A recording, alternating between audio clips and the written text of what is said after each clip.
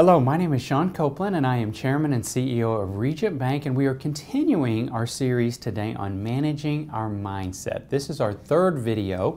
In the first one we talked about anchoring our mindset in the morning, starting the morning off right in a positive mindset. The second video we talked about the abundance mentality, believing that there is enough and focusing on giving into the lives of others and not just taking and living in a world of scarcity.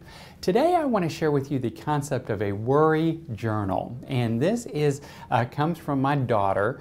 My daughter Emery is a teenager and she does much better now, but years ago when she was small, she used to really struggle with worrying. If it would get cloudy outside, Emery would say, "Oh my gosh, we're going to have a tornado. We need to all go to the cellar." You know, if she had a quiz or a test the next day, she stressed about it all night long. If she had PE, she wasn't the fastest, and so she was so worried. I mean, it was just constant. A robber is going to come in and steal her during the night. All of these things. And so a good friend of mine, Dr. Steve Green, mentioned an idea called a worry journal. And this works for adults just as well as it worked for Emery. In a worry journal, what you do is every time you have a worry, you write it down. And you keep track of all the things that you are worried about. In our instance, we would have Emery write down the things she was worried about. We would ask her to pray about that and ask God to help her through whatever issue it was that she had. And then we would ask her afterwards to go back and put the result. As you can imagine, as is the case with you and I, Emery had pages of worries that never came true. Never came true.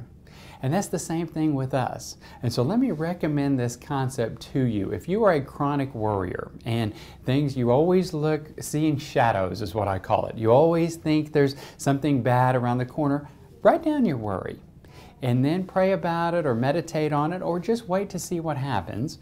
And at the end of the day, go back and see how many of those concerns of yours actually came to fruition. My guess is that a very, very low percentage of them actually came true. And over time, I think that it helped her, and I think it could help you get past the concept of worrying. So I hope you enjoy this concept of a worry journal. I hope it helps you. Thank you so much for joining us.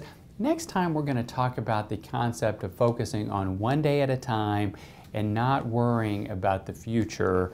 The future has enough worry of its own. So thanks so much for joining us. We'll see you next week.